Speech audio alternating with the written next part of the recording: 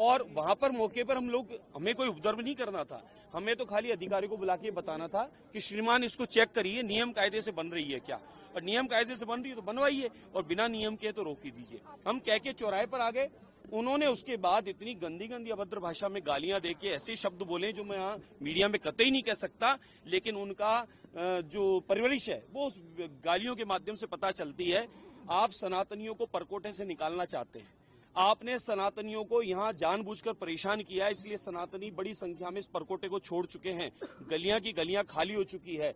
और अशांत वातावरण आप लोग बनाकर और जयपुर को खाली कराने की जो योजना षड्यंत्र बना रहे हैं उसमें हम कभी भी आपको शामिल नहीं होने देंगे। राजस्थान मुख्यमंत्री भजनलाल शर्मा साहब को मैं धन्यवाद देता हूं, भाजपा के सुशासन को धन्यवाद देता हूं कि आप अशांत क्षेत्रों के लिए जो विशेष बिल ला रहे हैं उस बिल की आने से हम लोग यहाँ सनातनी शहर में परकोटे में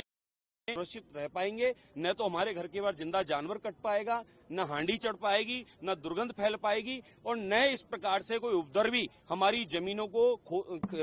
छीनने का प्रयास करेगा और हमें डरा धमकाकर शहर से निकालने का जो प्रयास किया जा रहा है। मुझे जो लगता है ये अशांत क्षेत्र का जो बिल आ रहा है,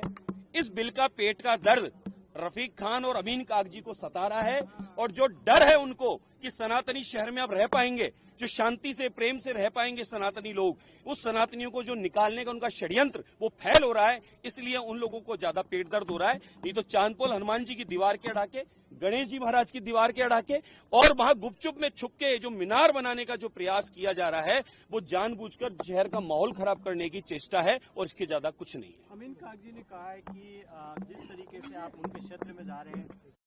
ने षड्यंत्र रचा है मेरे पे कोई दुर्घटना कराने का, मेरे पे किसी प्रकार का कोई हमला कराने का उन्होंने षड्यंत्र रचा है। उनके कार्यकर्ताओं ने अभद्र गालियां और बहुत गंदे शब्दों में बोला है और साथ में रात्रि को एक व्यक्ति ने कांग्रेस का कार्यकर्ता बोलकर मेरे को बहुत गंदी गंदी गालियां और अभद्र व्यवहार किया है, धमकी दी है। मोदी जी को गाली दी उसने, मैंने उससे कुछ बात नहीं कही। मैंने कहा भाई साहब आप चाहते क्या हो? उन्होंने मोदी जी को गाली दी, उन्होंने अनगिनत मेरे को गाली दी, अनगिनत हमारी भाजपा को अपशब्द बोले। हमने तो इस प्रकार का न तो कांग्रेस बीजेपी करने गए थे, हमने तो ये कहा कि वहां पर अगर नियम कायदे से जमीन आपकी है